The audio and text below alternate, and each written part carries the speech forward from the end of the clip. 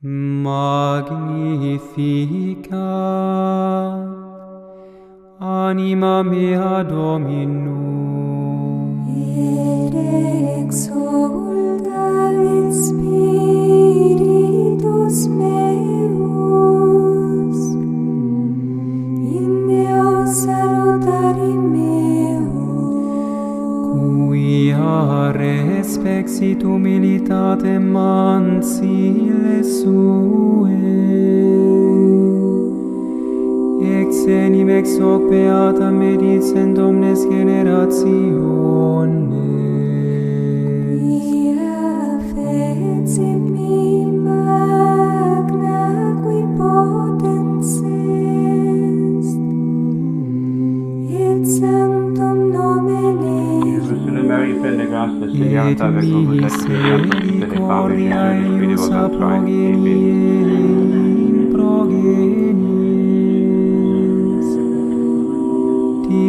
Notre-Dame de la Salette. Au nom du Père, du Fils et du Saint-Esprit, ainsi soit-il.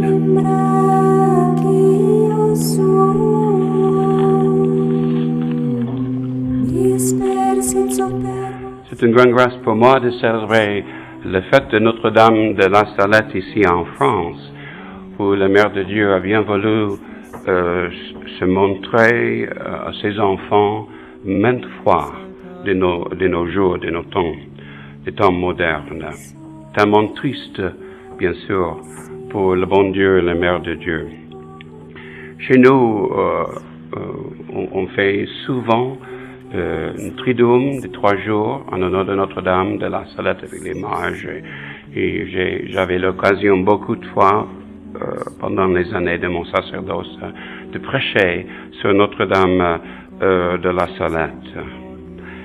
Et un jour, si Dieu veut, j'aimerais bien m'en aller en pèlerinage, là, aux montagnes, de rendre mes dévotions au pied de Notre-Dame de la Salette.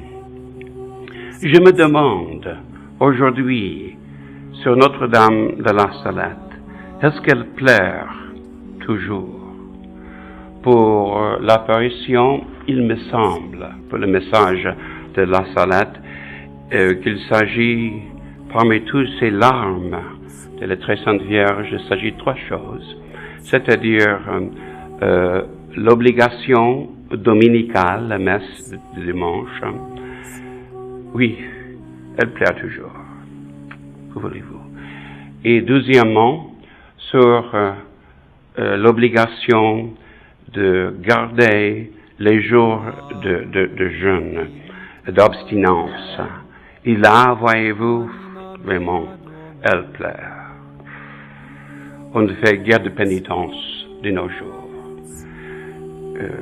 J'aimerais pas quand même vous présenter comme le bon Américain qui doit prêcher à des Français, mais quand même chez nous, on a gardé le carême.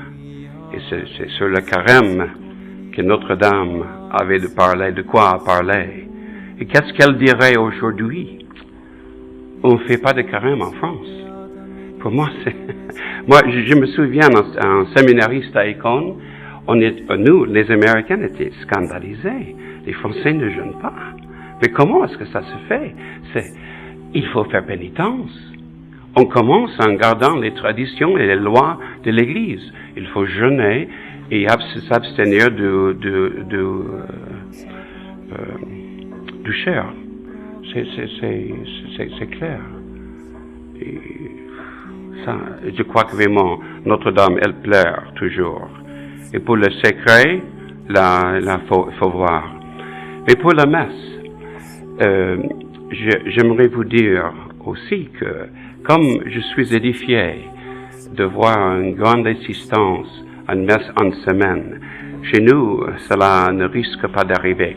Si, pour quelques fêtes, parfois de quelques fêtes de dévotion, il y a quand même une grande assistance à la messe. Je me souviens, j'étais surpris et très content d'avoir tellement de fidèles pour la fête de Saint-Joseph, cet samedi en mars passé.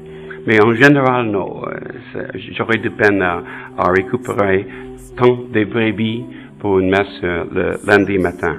Donc, vous êtes vraiment et encore bénis dans cette chapelle d'avoir cette grande assistance à messe en semaine. J'ai toujours noté ça. Et aussi, pour la question du dimanche, eh bien, chers fidèles, il faut sanctifier toute la journée du dimanche. Et l'abbé, avec tous ses soucis, il fait tous ses efforts pour vous aider à accomplir ce précepte, donc en gardant le coutume des vêpres.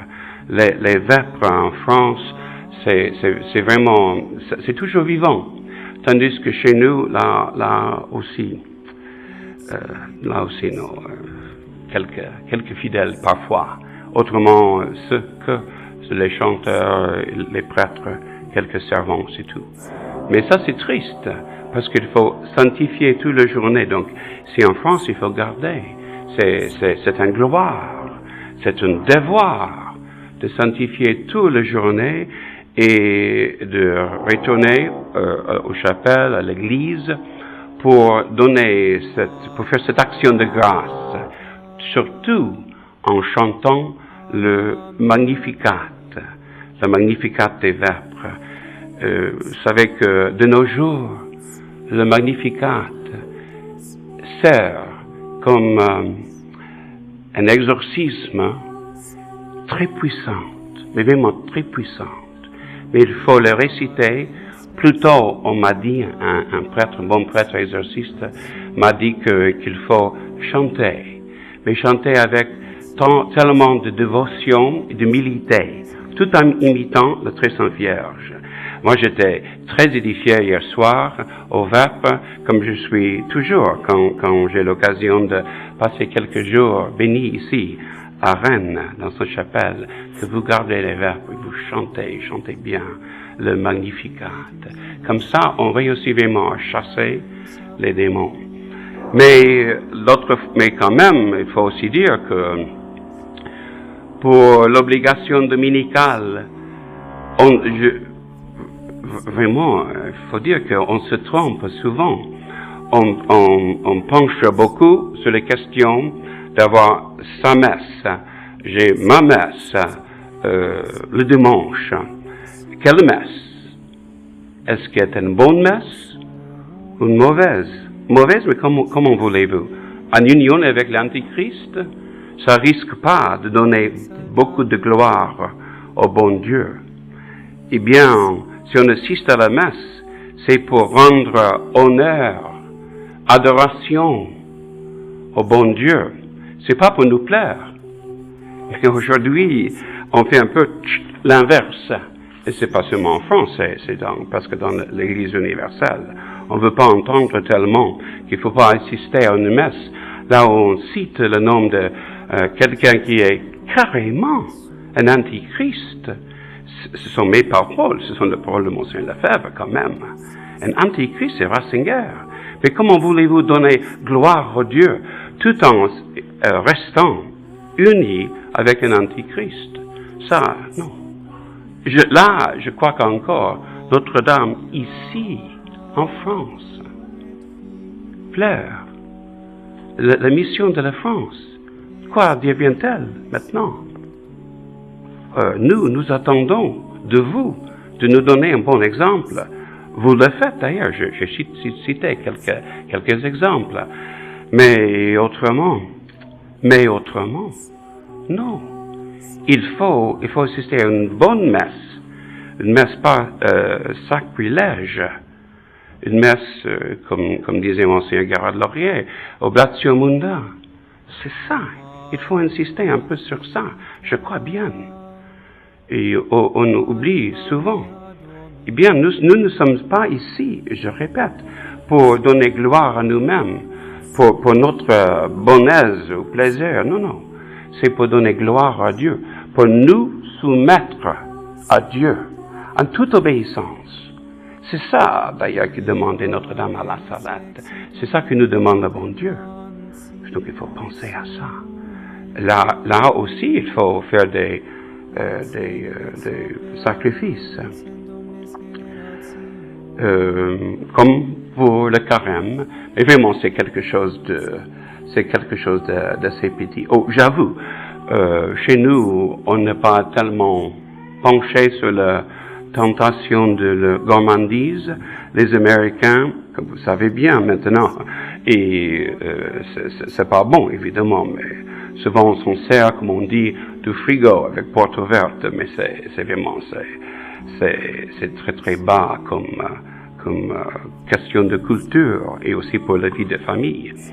Mais vous qui avez gardé quand même les repas en famille comme il faut, pensez à garder aussi les coutumes de famille de notre Dieu, l'Église catholique.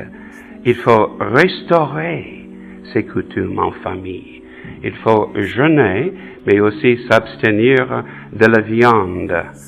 C'est ça vraiment, c'est un trésor. C'est pas une obligation.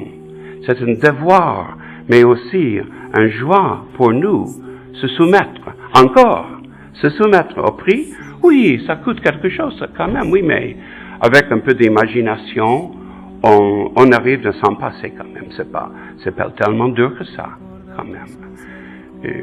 Réalisez, s'il vous plaît, réalisez les paroles données parmi les larmes de Notre-Dame à la Salette. Ces habitants du village qui s'en aillent chez le boucher comme des bêtes, en carême. Il ne faut pas faire ça. Nous ne sommes pas des bêtes quand même. Nous sommes des chrétiens. Il ne faut pas donner l'occasion à Notre-Dame de pleurer. Il faut faire pénitence de nos jours si on voudrait bien sauver son âme. Bon, et finalement, pour la question du secret. Là, je crois, il doit y avoir deux motifs pour les larmes là-dessus, pour Notre-Dame de pleurer, c'est-à-dire qu'on se dispute maintenant. Non, c'est pas la peine de se disputer sur ces questions-là. Moi, je tiens beaucoup au secret de la Salette. J'avoue, j'ai fait quelques petites études et j'en suis persuadé que on pourrait très bien en parler, publier tout comme on faisait, en toute sécurité. Il y en a des autres qui sont de notre vie. Bon, mais quand même, il ne faut pas se disputer entre nous. Il faut tâcher toujours garder ce lien d'unité, de charité, autant que possible. Et parfois, même s'il faut un peu présenter les motifs, mais toujours avec une calme, une sérénité tout à fait chrétienne. C'est ça qu'il nous demanderait, j'en suis persuadé, la très Sainte Vierge. Une maman, voyez-vous, qu'est-ce qu'elle voudrait voir?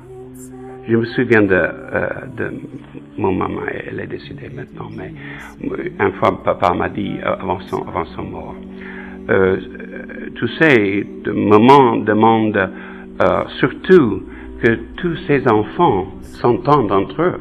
Il y avait 7 dans mon famille. Et que tous s'entendent entre eux. C'est pas toujours possible, évidemment. Dans la famille, quand même, on se dispute de temps en temps. Ça arrive. Même parfois, il y a des larmes. Voilà. Mais pensez au moment. La très Sainte Vierge, notre Mère, elle demande qu'on s'entende entre eux. C'est pas la peine de... Ça, non, ça, c'est pas comme ça. Bon, ça étant dit, j'étais très frappé en me préparant hier soir pour la messe d'aujourd'hui, pour l'évangile que nous donne la Sainte Mère de l'Église. Depuis des siècles, c'est comme, si vous voulez, une espèce de prophétie déjà sur le secret de la Salette.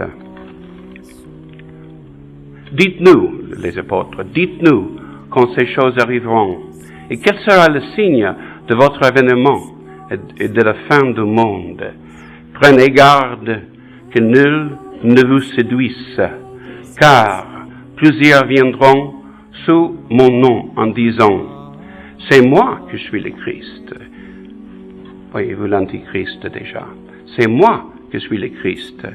Ils vous séduisent et ils séduiront beaucoup de gens. Vous entendez parler des guerres et des bruits de guerre.